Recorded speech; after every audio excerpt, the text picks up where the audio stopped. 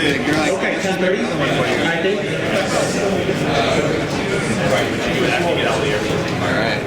And we will talk about what is next for X-Plane and X-Plane 11, and we're going to start with Ben Supnick, who is now pretty much the nerve center of Laminar Research as much as me, if not more. So here we go.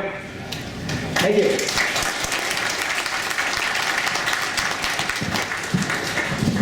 Thank you. Can you guys hear me in the back? All right, good enough. Hi, my name is Ben Supnick. I'm here with a pretty big chunk of the Laminar Research development team, and we're here today to tell you about X-Plane, what we've been doing, and we're going to show you some of what we've been working on and where we're going with X-Plane in the next year. So, 1 year ago... Lights down. Lights down? Yeah, we do want the lights down, thank you. Let's get some noise photos. That is more lights. Nope. Nope.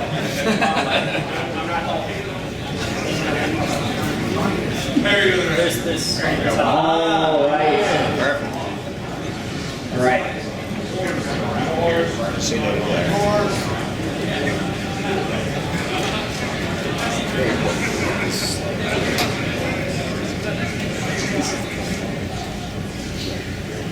Which one's Austin? That's Austin. That's me. I'm younger. So 1 year ago, at this flight simulation conference, we put up this picture and we said, we're going to show you what we've been cooking up in the lab. And we gave everybody a sneak preview of some of our next generation technology, our lighting, our sound, the new user interface. And 1 year later, it's out, it's here, and it is X-Plane 11. And we have enough new stuff that we want to talk about that we can't go into everything that went into X-Plane 11. X-Plane 11 has been a huge and tremendous release for us. But there are just a couple things I want to highlight that I would say form the foundation of X-Plane 11. The first one is our fleet. We upgraded our entire fleet to make them consistently high quality, with beautiful detail. The new airplanes, they look fantastic. And they're also completely functional. Everything works in the 3D cockpits. The systems are modeled in great detail. The engines are modeled in great detail. So X-Plane 11 is founded on really good airplanes. The next big thing we did is we completely redid X-Plane's user interface. And when we were looking at how are we going to redo X-Plane's interface, Austin had one directive for us, sort of a prime directive. He said, you can't take away the power of X-Plane. You can't take my X-Plane and stop people from doing all of the amazing things they do with it. It had to still be fully functional and a fully powerful flight simulator. So this is what we came up with. A user interface that is easy for new people to use, but still exposes everything X-Plane is capable of. And what we've tried to do is make everything very visual so that you can interact with the simulator quickly and understand what's going on. And for experienced users, I've been using X-Plane for almost 20 years, and I found that this is faster to use. It's really got great usability. So we went from this to that. The third thing we did is we completely redid the lighting and rendering engine. So the lighting engine in X-Plane 11 is now based on the laws of physics and optics. And what this means is stuff pretty much just works. Our art team can make the airplanes the way they are in real life with a wide range of materials, and X-Plane will make them look right no matter what the weather is doing. We also redid the atmosphere so that everything that affects how your aircraft will look is modeled. And that way, you get great visuals across a really wide range of flight. And one more thing I want to draw attention to is our X-Plane Scenery Gateway. This is a server where our community can build 3D airports out of Lego bricks we give them and upload them and share them with the entire community. And this has just exceeded our expectations. We now have 4,447 3D airports. These are built into the simulator. We have over 3,000 users creating these airports, and we broke the 10,000 mark for the number of submissions shared on the gateway. So the community has just done incredible stuff with this. At this point, 42 of the 50 busiest airports in the world are already in X-Plane in 3D. That's something you get as soon as you get X-Plane 11. And by the way, the other 8, I'm told they are all in progress right now. So these airports, they look great. They're a huge addition to flying inside X-Plane. The detail is just incredible. Tyler made me this graph. This is the progress of the gateway over the last 2.5 years. And the community just keeps on giving us more airports. So that's just been phenomenal. So a lot of what we've done with X-Plane 11 has made X-Plane look better. But at no point have we said we're going to compromise on the fidelity of the simulator. We're still pushing for the most realistic, the most accurate, the deepest simulation we can have. So I'm going to turn it over to Austin, who's going to talk a bit about the physics and about the flight model stuff he's done in X-Plane. Okay, if I were to truly talk about the physics in X-Plane, we would be here for an hour, and I know y'all don't have that kind of time and eventually get boring. So I just cut to the absolute bear chase here for the absolute minimum. All right, so what did I do? Did I shut it down? How about I turn to view and I say, next slide, please? Okay. So, and this is why we have a lot of people in the company. Everybody does their little thing. I don't know how to work projectors. So, next slide, please. But then they do have to do what I said. Okay, there we go. Okay, so obviously starting X-Plane, I was just running Cessna 172s and Piper Archers back in college. Since then, I've owned Columbia 400s, Cirrus SR-22s, now a Turbine Lancer Evolution. And so as I get new airplanes, I'm constantly flight testing. I'm learning, just milking my airplanes for all the information I can get out of them to then take that data and move it into X-Plane so that what I deliver is the same thing as what I fly. You know, what I fly is what I deliver to you. And recently got my hands on a declassified pilot's operating handbook from the F4 to do engine physics up to Mach 2.5 and drag, supersonic drag and compression physics as well. Interesting thing about supersonic flight, it's less about the engine and more about the inlet than you would ever imagine. It's like, for an F4 Phantom, the purpose of the engine is like to pressurize the inlet because that's what actually drives the airplane. So based on my experience in 844 X-Ray, really got the PT6 engine model. A PT6 engine is a strange thing. It's almost an organic feeling machine to operate because everything's spinning at different speeds and temperatures and pressures. You never advance throttle all the way. Never, ever, ever. It's always a question of how much temperature and fuel and pressure, you know, RPM do you want to have in that engine. You advance the throttle accordingly. And when you get it coded right, it almost feels like a living thing inside the airplane, which it certainly does when you fly it.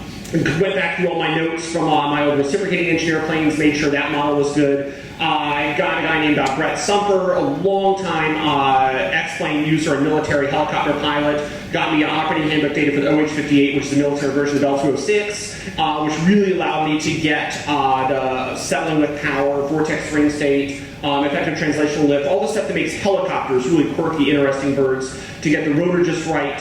I'm now doing a simulator of an A320 for some A320 and Boeing 737 pilots who want to start a business doing certified A320 training in Europe. And so they've gotten the A320 pilot operating handbooks to get my N1 and N2 and thrust curves all matched. Based on flying my airplane, which is pressurized, I've really gotten the pressurization modeling pretty darn serious. It's not just are you pressurized or not, but instead it's actually inflow, outflow, pressure coming in, you know, from the pressurization system.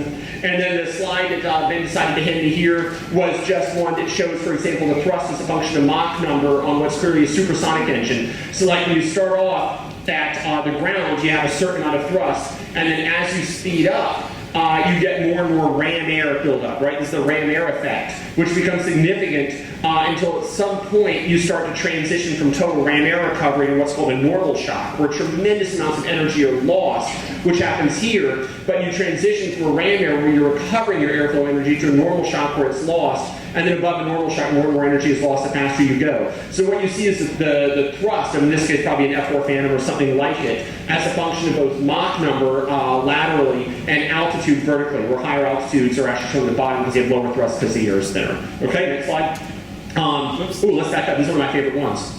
Okay, so this is my airplane Lancer Evolution, and what we've got is just a new kind of little tweak in the blade element theory. We now have all the little forces that are built up on the wings. They actually deform with the aircraft structure now. So as the wing flexes under G load and turbulence and stuff like that, the little thrust vector, lines, the points where the force, is emanating from, move with the flexing wing. So even as an aircraft structure, flexing in turbulence and whatnot, the lift and the drag in the moment is all being applied to the right place on the airplane. Now I'm extremely disappointed that the color got absolutely screwed up by this projector.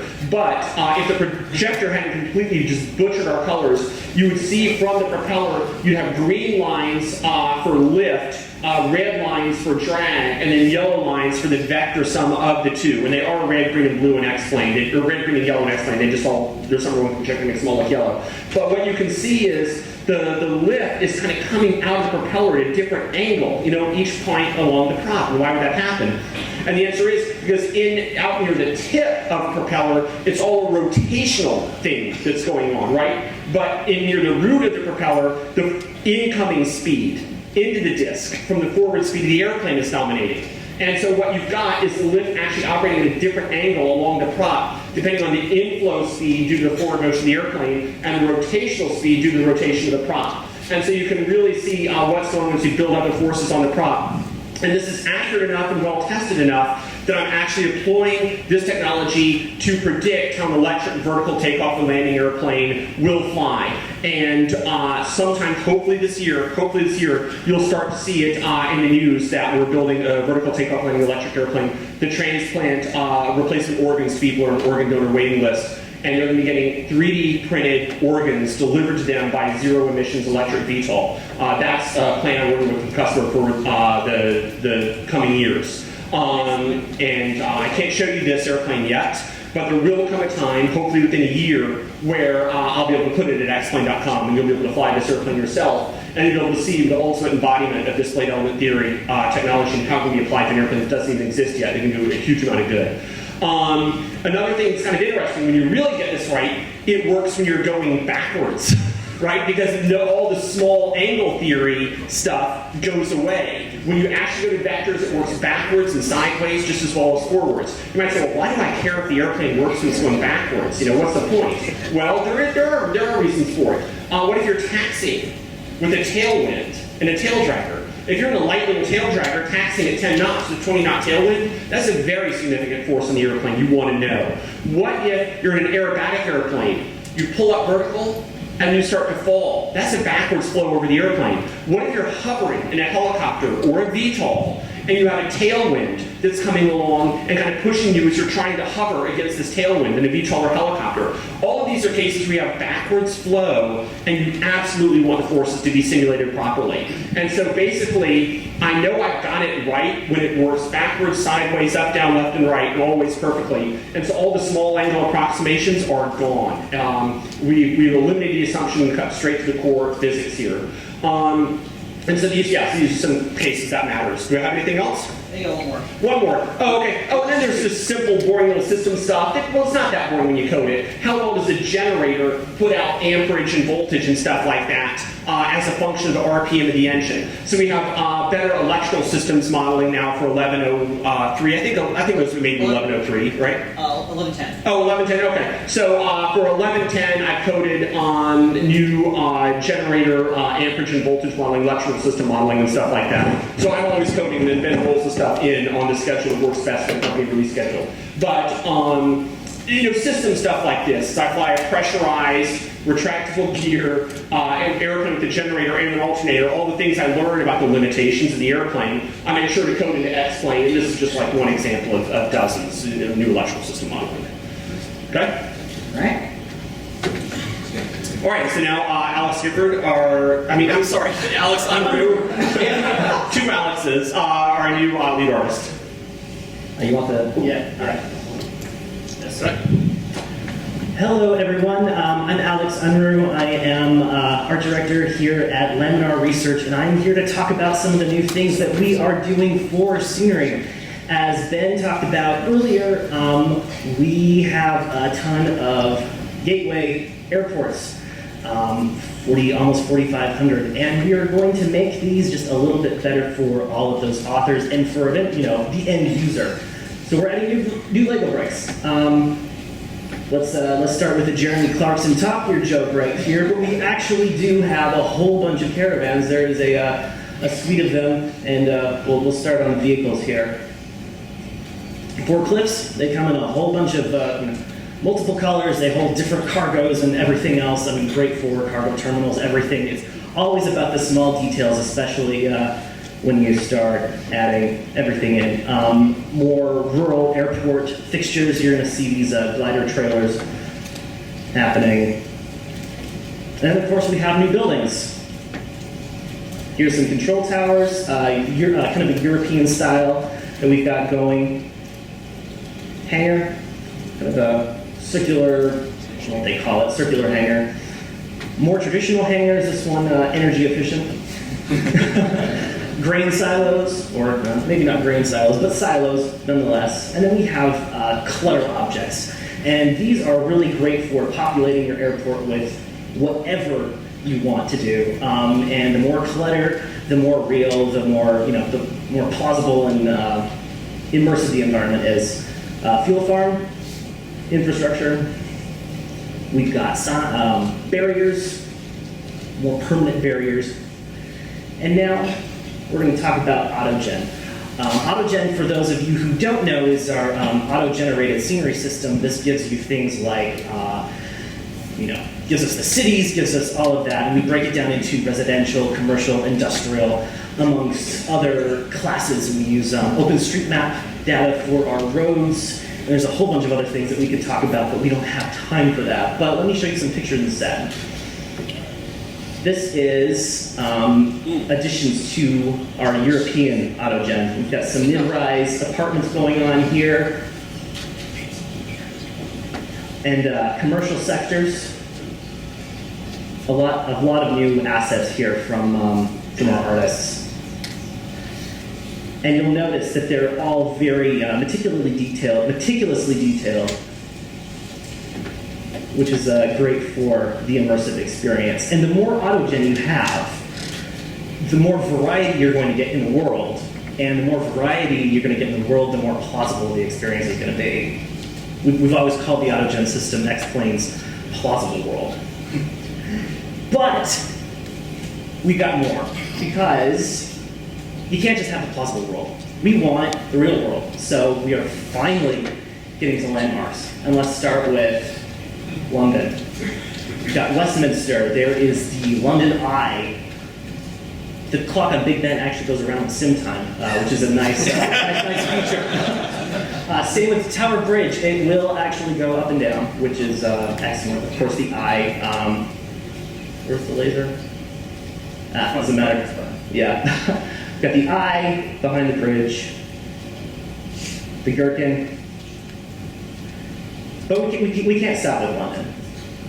If you hadn't guessed already, this is Sydney. We're on the Tower Bridge, or Harbour Bridge, sorry. Here they are, illuminated at night.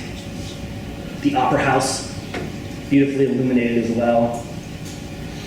And then, of course, we have to add Vegas, because everyone who's ever flown in this country, I think that Vegas is probably the closest downtown to an airport that you're going to get. And the Strip, being the iconic feature that it is, deserves justice, so we're giving it to it. Luxor, the Camelot. Here's an overview. It's still a work in progress. We've got a little bit more to do with it, and we can't wait to show it to you when it's lit up, including the Luxor light that goes up to basically space. And let's go to Chicago. This is the John Hancock. Sorry. Chase Tower, Willis Tower. You'll notice the nice reflections in the Chase windows, courtesy of our physically based rendering system. And a bird's eye view, beauty shot of downtown Chicago. And we'll finish off with dusk. So we have got AutoGen, we've got landmarks, we've got new building blocks, plus more than I've shown you here that are going to be coming to X-Plane this summer. And without further ado, I'm going to hand it off to Chris.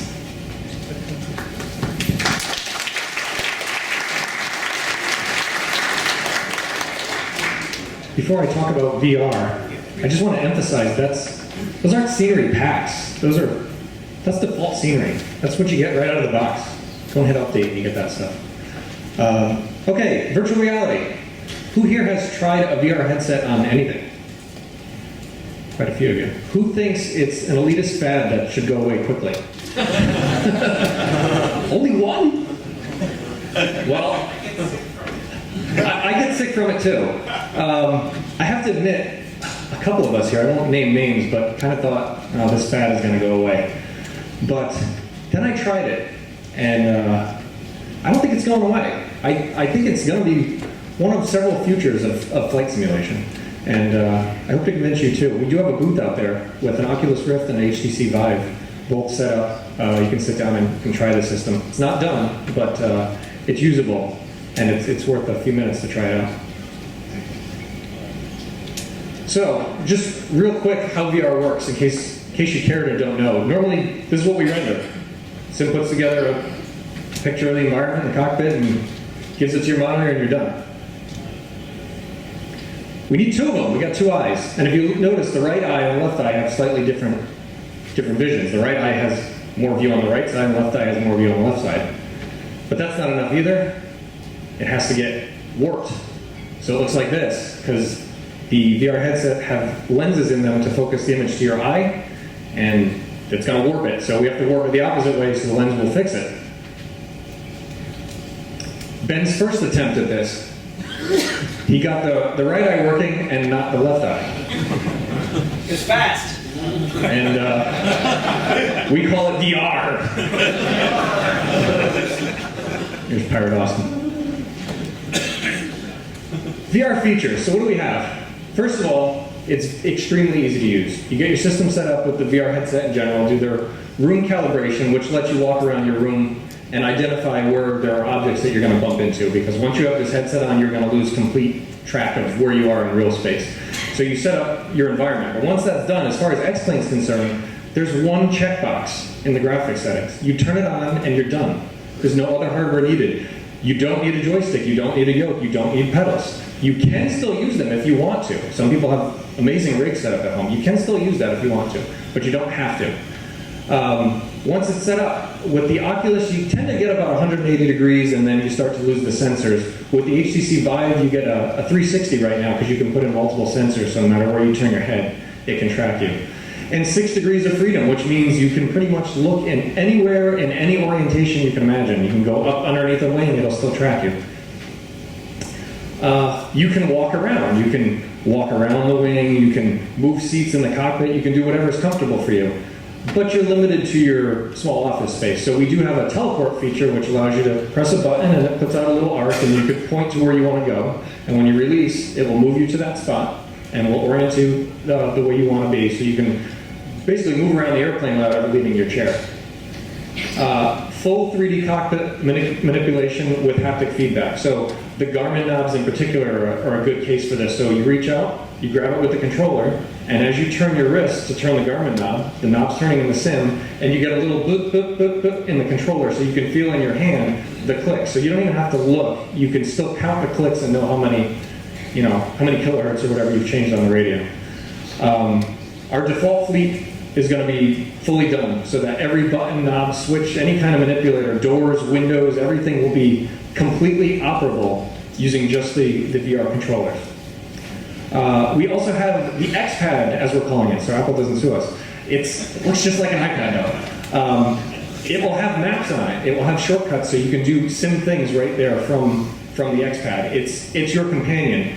We don't have this yet, but I'm just thinking in the future how cool it would be, because you can take this right now and you can stick it on the center of the yoke, and as you fly, it follows your yoke, just like you'd have it mounted there. But how cool would it be if we can get approach plates on there for you? Or do all your flight planning through there, talk to ATC through submit your flight plan through it. That's where I'm headed with it, because I want you to be, once you're immersed in VR, it's amazing, and you don't want to have to keep taking the headset off to do things in the sim. So I want you to be able to stay in the virtual world. So I said our default fleet would be fully supported, but what about all of those other planes out there? So authors can make changes to the aircraft to add magnets, and magnets are places that you could mount things. So like we said, we have the X-Pad, you can mount it on the yoke, but maybe you want to be able to mount it on the side window where you have it mounted in your real plane. So the authors can simply add a simple a little bit of line to their OBJs to put a magnet there. Other than that, we've done all the legwork to get manipulators working with the controllers. And we've tuned it so that it feels like you're operating the real thing. If you're turning a knob that moves 270 degrees full deflection, maybe it's a light, just a light brightness knob or something like that, we've tried to get it so that that same amount of movement in the VR controller will turn the knob. So we've done all the legwork for you, but your planes have to use those same types of manipulators. It can't be custom manipulators. Authors can override our behavior if they say, well, yeah, but my OBS knob behaves like this, it's accelerated. So you can change all that and customize it as you need. We don't have guidance out yet, but we will have guidance out for aircraft authors so they can start getting their planes ready for this kind of thing. The best idea, though, is standard practice. Stick with Laminar's manipulators rather than writing your own in Lua or Sazzle. I hear this a lot. It's too expensive, who cares? Get back to whatever feature. It's kind of not true. And I take the same, I get defensive for mobile too, because I also work on the mobile platform. All of this stuff is intertwined. We would not have the ability to do mobile if it weren't for desktop, obviously. We wouldn't have the ability to do VR if it weren't for all of these things. So the beautiful V11 user interface, that started on mobile, because we redid a whole new GUI framework for mobile and brought it over to desktop. We have FMOD sound now, so the sound is 3D and immersive. I didn't even realize how bad it was going to be without this, because you have the headset and you're turning around constantly. You don't do that when you're sitting there in front of a monitor. You don't get that 3D sound. You don't get the need for the 3D sound, but with the headset you do. You need that. And it's interesting because you can be sitting in the pilot seat and you could lean out the window in the Cessna and you'll hear how loud it gets when you stick your head outside the window, because the sim says, hey, you're outside. I'm going to take down the attenuation that we had there. So without the sound, we couldn't have VR. We had to have the sound. This is a big one. Everybody cares about this one. Performance. In order to get VR running, VR has to be at least 45 frames a second, or it starts to, you'll get nauseous, believe me. So we're trying to get to 45 and then 60, just in general. So VR is kind of driving this. It's like, VR is like making the sim run a marathon. Like, we got to hit the gym. So we're hitting the gym. We're cleaning up the graphics pipeline. We're modernizing. Then we'll talk about Vulkan. Everybody cares about Vulkan and metal. And of course, as awesome as the physically based rendering and the new lighting model and the reflections, as awesome as that is, you have to see it in VR. Because the reflections update as you're moving your head. And each eye has a completely different reflection. So in all of the gauges on the six-pack, the Garmin, everything, as you move your head, you see the reflections moving with you. It's completely convincing. And of course, this is a big one. Fully functional 3D aircraft. So this has forced us to pay very close attention to the manipulators in the cockpit. Not just that they work, but that they work correctly. So for example, if you have a switch, a row of switches in the plane, with a mouse you just click it, you expect it to act. But on mobile that's not true, because on mobile you use your fingers to interact with it. And you don't want to tap it to move a switch. Your brain says, I'm going to move this thing. You want to touch it and you want to move your finger up. So it has to behave properly. And with VR it's the same thing. You don't want to move your hand there and click it. It's a switch. You want to move it like a lever. Same thing with the gear. So not only are the manipulators, are we putting them on all kinds of things now, but they're also reacting the way that our brains expect them to, because the VR controller and the mobile touchscreen are just extensions of our bodies, whereas when we use a mouse, there's this layer of indirection that lets us cheat a little bit and just let you click things. So everybody benefits.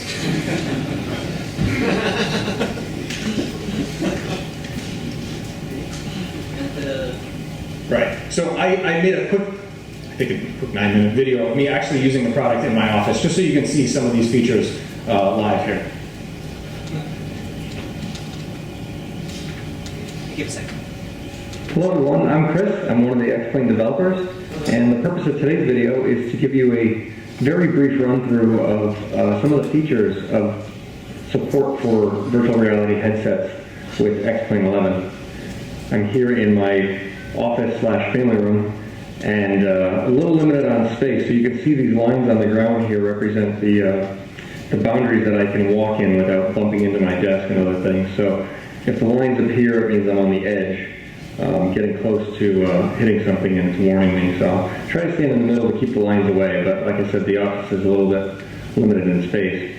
I'm wearing the HTC Vive right now, and I have two of the default Vive controllers, and you can see our own little object models of the controllers here in my view. I'm standing outside of our default Cessna 172, and just going to do a very quick walk around just to show you the Vive in particular offers 360 degrees. I can turn my head around anywhere. I can trip over some wires here. We can get down underneath, and we can just look around completely free to just look at anything we want on the aircraft.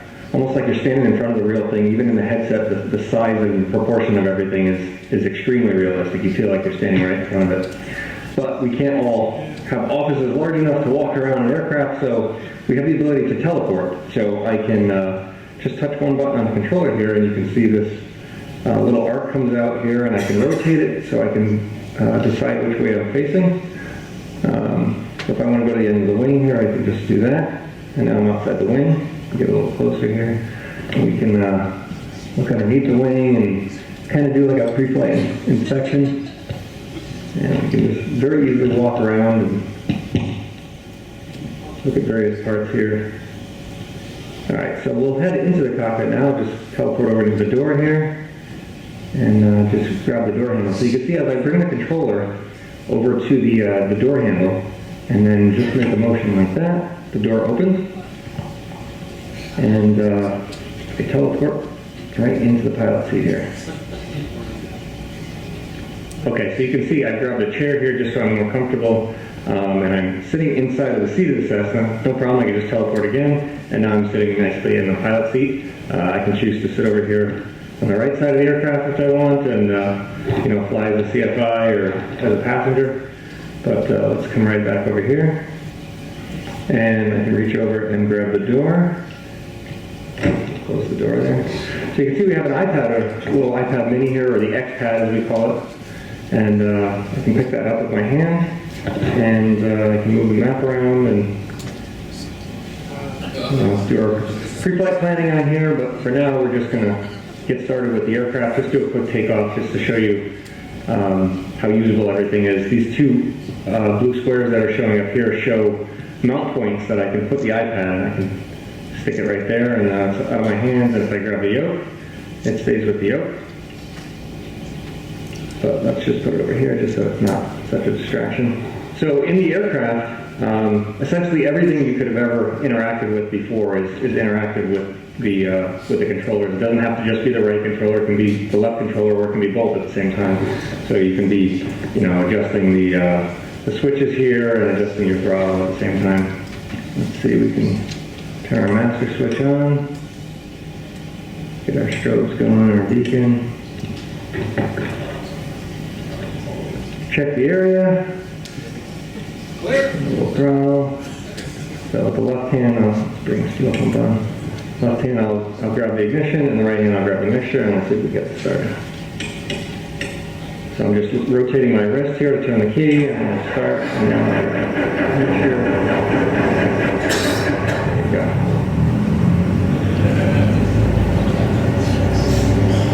Alright, so that looks good. We'll bring our avionics on. And we have our GPS up and running, and we'll just do a quick takeoff here. So I have access to pretty much everything. I can adjust my trim here. We'll set the trim for takeoff. Fuel tank looks good. We can adjust the flaps here, but we'll do a flaps off departure. So with this hand, I can grab the yoke, just rotating my wrist here to turn the yoke, and then pitch up and down to adjust the pitch here. Bring down here and turn the parking brake off. And we'll grab the throttle. Forward.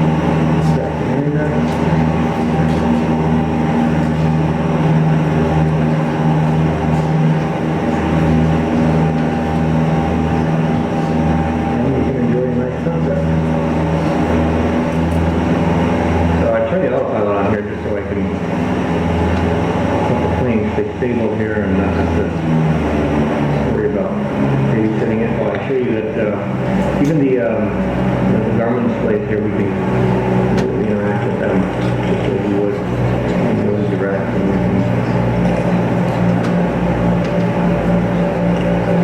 Get our wrist, and I don't know if you can hear it, but there's feedback in the controller, so it makes a little click just like the Garmin knob would each time you turn it. So if you want to go direct to that lock controller.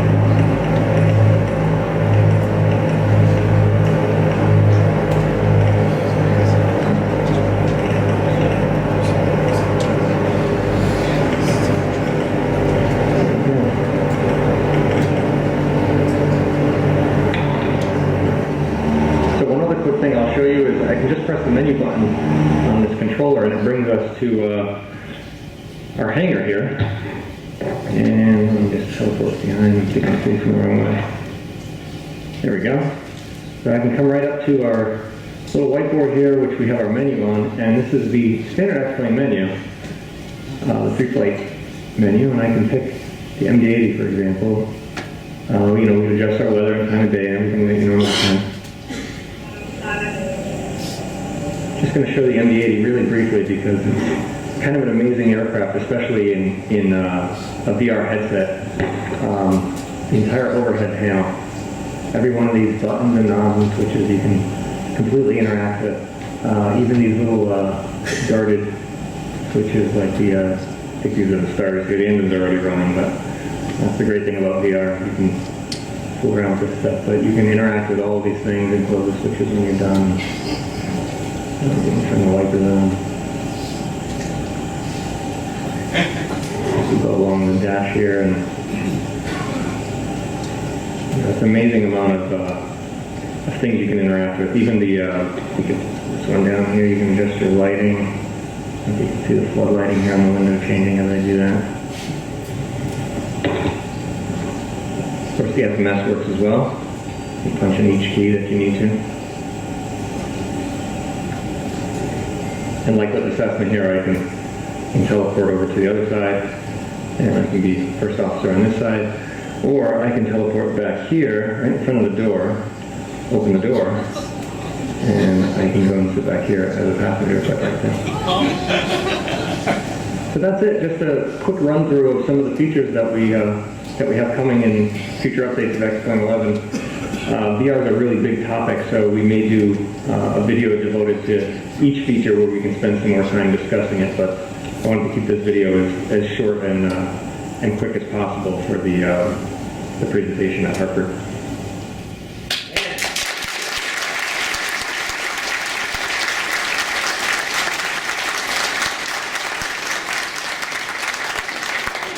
So one thing you don't realize from the video is that wearing a VR headset, the size of everything is realistic. We don't do graphic user interface anymore in pixels, usually 640 by 480. The API asks us for meters. So when I made that whiteboard, I said, well, it's 6 feet, it's 2 meters. So when you stand outside of an airliner, you do this, and you're just looking at a tire that's like this tall. When you stand outside the Cessna, you duck underneath the wing. Like, it's extremely realistic as far as the size of things goes. So I'm gonna hand the mic over to Phil.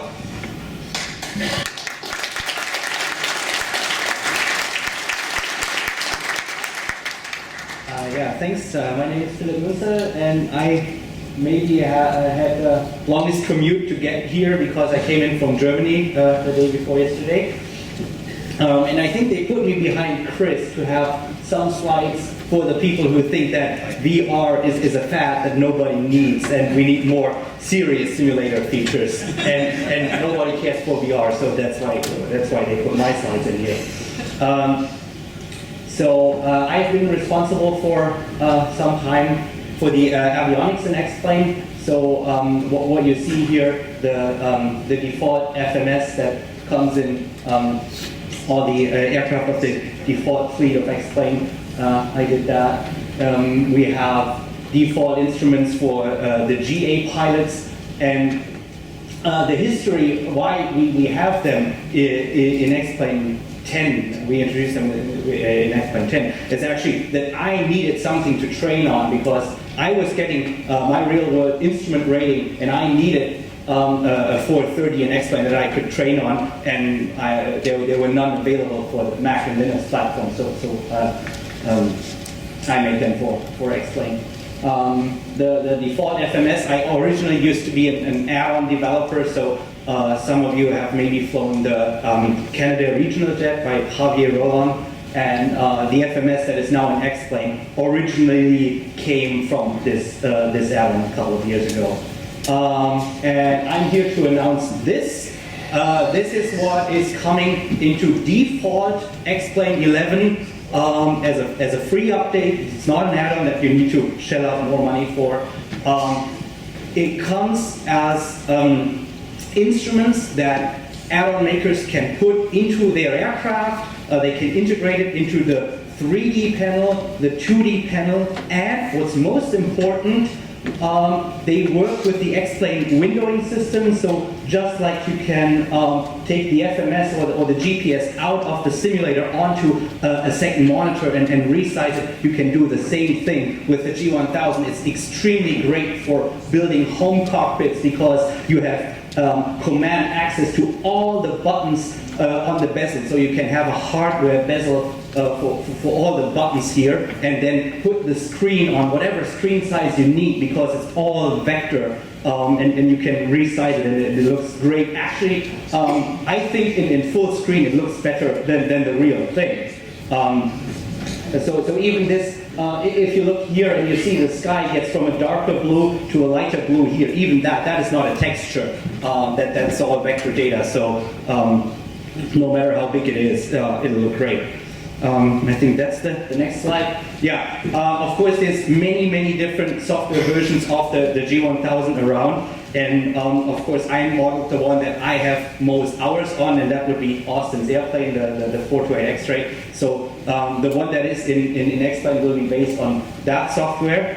But then again, of course, Austin's 428 X-Ray was a single engine piston, and we made it customizable for different aircraft types via PlaneMaker. And the important thing is there's no new settings. So if an aircraft designer has made a 172 and dialed in all the parameters, or he has made a 182 and dialed in all the parameters, he can just drop in the G1000 and all the displays will be correct for the engine that he made.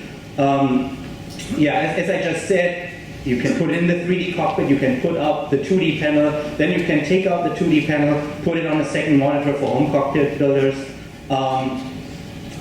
The colors of the projector are totally screwed up. I mean, what the hell? Okay, so this is supposed to be magenta. This is the flight plan target altitude. I think it's magenta, like the flight director.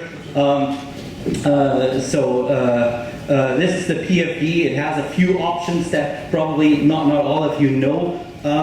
For example, we have the tie-in DME that probably no one uses in the United States. The thing is, I'm a licensed flight instructor in both Europe for the EASA rules and the US for the FAA rules. And in Europe, we have different regulations pertaining DME and GPS usage. So that's why I programmed it that way. So overview of the features. It does not have all screens, so if you are the type of guy who wants to go into the auxiliary 3-page and look at the LRU unit, what the software version of your GDC unit is, no, this page is not going to be there. So it is, I focus more on what I teach as a flight instructor, and I use the FAA guidance for teaching partial panel and failures in glass cockpit aircraft. So the focus of the G1000 and X-Plane is not to have every single page with every LRU version number and whatever, but to have what you need in training, and that is all the screens and the failure modes. And you have the flight plans? Yeah, of course. We have a WAS and a non-WAS option. You can actually fail the WAS in flight, and then your approach performance degrades. We have the GFC 700 autopilot integration. We have the DME, I just talked about that, and we can pull up the weather display on the MFD. So here's a couple of failures. So we have an air data computer failure, we have an AHARS failure, we have this, when I first worked on it, this is not a bug.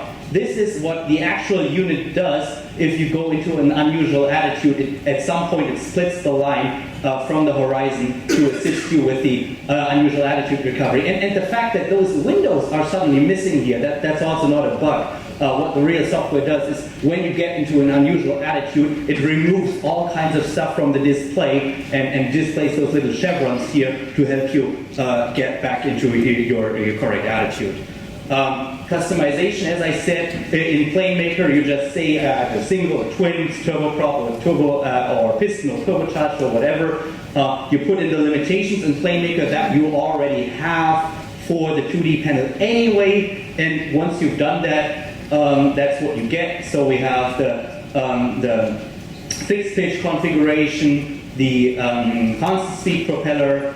We can pull up the systems page here. So all the bus voltages, that of course profits from what Austin just said, that he made a better electrical system. So of course that works on the G1000 as well. We have the turbocharged configuration with the turbine temperature down here. We have for the Lancer Evolution, or for the Cessna Caravan, you get the turboprop configuration. And if you fly a Baron or something, you get the twin engine configuration. The navigation features are all what you would expect if you ever used my 430 or my FMS. So all things that the FMS can do, the G1000 will be able to do as well. You can have satellite-based augmentation approaches, both WAS in the United States and EGNOS in Europe. You actually get all the different sensitivities for the lateral and vertical deviation, and of course this when you fail WAS, some of them become unavailable, and you can do RNPAR, which means you can fly those curved approaches with the GPS-defined arc segments, like the modern form of a DME arc. So there was a question about the flight plan. That's what it looks like. That's what it looks like when you load a SID, a standard instrument departure, into the flight plan, or you load an approach into the flight plan.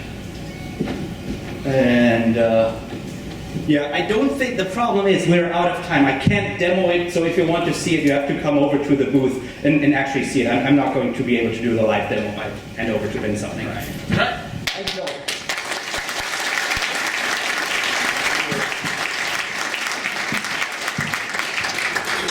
So everything we've talked about so far, these are all things that make X-Plane an amazing flight simulator. These are all going to be things that make X-Plane great to fly. But I want to shift gears a little bit and talk about things that make X-Plane great to build a flight sim ecosystem on top of, things that are good for add-ons, for building home cockpits. I want to talk a little bit about the state of X-Plane, the platform. So about a year, maybe a year and a half ago, Austin said to me that, he said, I want X-Plane to run at 60 FIPS and no stutters. That was Austin's request. And being a good employee, I said, oh my God, Austin, we're gonna have to strip X-Plane 11. It's really good. I haven't done any of my features yet, and it runs at 3 FIPS, and I'm really stressed out right now. Why don't we not talk about this for a year? Yeah. And Austin was very, very kind. He did not bug me about this for a year. It's been a year now, so let's see how we're doing. We're not there yet. I get this about once a week on the developer blog. I have a super awesome gamer PC and my CPU is only running at 25%. My GPU is so bored it took a knitting. I paid $3,000 for this PC. What are you guys doing? I saw this picture on Reddit. It explains exactly what's going on.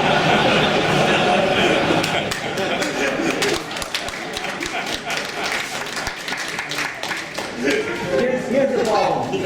We have one CPU core doing all the work of trying to render the graphics. And if you've got more, they are standing around bored. 25% CPU utilization, what that really means is that one core is doing all the work and 3 cores are not. And the GPU is bored because that one poor core who's trying to do all the heavy lifting himself can't talk to the GPU fast enough to tell X-Plane how to draw at faster than 30 fps. So this is not so good. So I'd like you to meet two of my friends who are going to help us get past this problem. There they are. The first one is Vulkan, and the second one is Metal. Okay? These are next generation graphics APIs that we are going to be adopting. These are new ways for X-Plane to talk to your existing video card and do it more efficiently. Vulkan is the next generation graphics API for Windows, Linux, and Android, and Metal is the next generation API for Apple, for Mac OS X, and for iOS. So this is kind of what the world looks like right now. X-Plane is based on OpenGL. This is an existing technology. It's been around for about 500 years. And Metal and Vulkan, can you guys even see the Vulkan? Oh, the colors are terrible. Metal and Vulkan are new technologies. I should say Vulkan right there. These are more like each other than they are like the legacy stuff. And by the way, Just FYI, we are technically over time, so okay. we want to hear it, but Gotcha. And DirectX is actually the same situation. We've had these next generation technologies, which are very different than what we've had before. So why do we want these new things? There's these three superpowers that the new APIs give us that we need. The first one is they use a lot less CPU, and that just means more FIPS. More importantly, they are multi-core friendly, and so we can get all of the cores working on the problem of X-Plane and not just one. And the last one is subtle, but I think it might be the most important one, which is they're very predictable. If we want to fly at 60 FIPS and we want to be stutter-free, we need a graphics technology that is not going to occasionally pause and go out to lunch and cause X-Plane to stall. So we're trying to get from a situation where X-Plane is built on top of OpenGL to one where we're built on a much thinner Vulkan layer. I have some bad news and some good news about this. The bad news is that this is a huge undertaking. This is not just a simple drop-in. This might be the only thing we've talked about today that might not be done in 2017. We've already started this, and we're still looking at a year-long process. So this is a big, long-term change. The good news is, as we make the changes, X-Plane gets better immediately, and that's why X-Plane 11.02 is faster than 11.01, X-Plane 11.10 is going to be faster than 11.02, and we're going to get other features like VR and shadows. So this is going to be a long journey with our engine, but it's going to be better at every stage along the way. Now, right now on YouTube, a plugin author is watching this and going, "Oh my God, you guys are going to take away OpenGL? I am so screwed." Because OpenGL has been the foundation of X-Plane graphics for probably 20 years. And if you use a third-party add-on that has vector graphics or a glass display, or if you've flown X-Squawk-Box or Pilot's Edge, OpenGL is at the heart of it. So what's going to happen with our add-ons? First of all, we are not taking OpenGL away in X-Plane 11. For the life of the product, we will keep supporting what we've always had, and that way no one gets left out in the cold. This is going to be very similar to 64-bit, where we kept supporting 32-bit. 4 years ago, we went to the 64-bit, but we kept 32-bit around, so our pro customers were not going to get those. Scenery or airplanes, a lot of things are basically just going to work. And we're also going to try and get it so the glass cockpits and 2D and UI also just work without transition. However, add-ons that draw in 3D, that would be SkyMax Pro, X-Enviro, X-Squawk-Box, Pilot's Edge. These add-ons will need to be modified. So we're working now on the plugin system modification so that people can get started and get in on this process.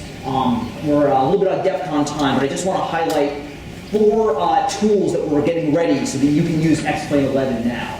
World Editor 1.6 just came out. You can make airports now for X-Plane 11, including the new ground trucks and services.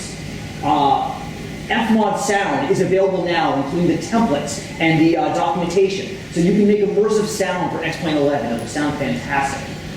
This is just a quick picture of a recording session that Chris and Austin did. And if you're going to do this kind of serious sound acquisition, X-Plane with Fmod is a great way to hear it. It's really dynamic. Our modeling tools, we're going to have releases fairly soon, including a new 3ds exporter as well as Blender. So we're going to have really great modeling solutions. And finally, we're working on an X-Plane SDK update for this summer. which is going to bring in a lot of the capabilities of X-Plane 11 for plugin developers. So multi-monitor, the map, the ability to work with new APIs. We're trying to get this done as soon as we can so people can use it. So that's the state of X-Plane. We're really happy about our add-ons. We should have some of this stuff out ASAP. We're going to have a lot of this stuff over the summer, and probably VR in the fall. I can't really predict when we're going to have Vulkan and Metal. I don't have a crystal ball that good, but this is where we're pushing X-Plane. So thank you for listening. Thank you for taking the time. We'll take questions until they kick us out of the room. But Sorry to speak. right now.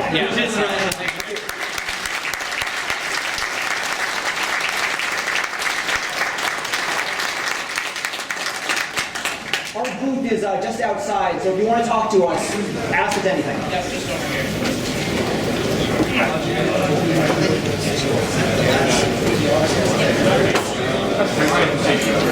No, yeah. We're on fire. I've been a customer since about April. Oh yeah. That's back in the Oh, okay. And I want to start trialing 11 this summer. Yeah, I'll be stopping by the booth. yeah, we have VR set up there. Yes. I don't know if this is a custom cockpit with a bunch of trips. Okay. What are you using? MSRPC right now? Oh, yeah. That's my first switch.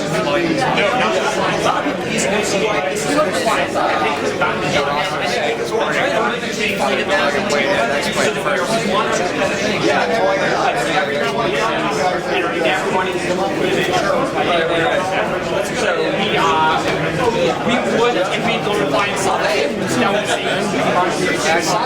But then we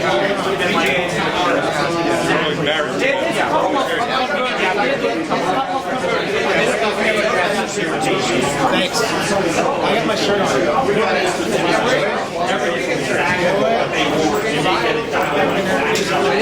Does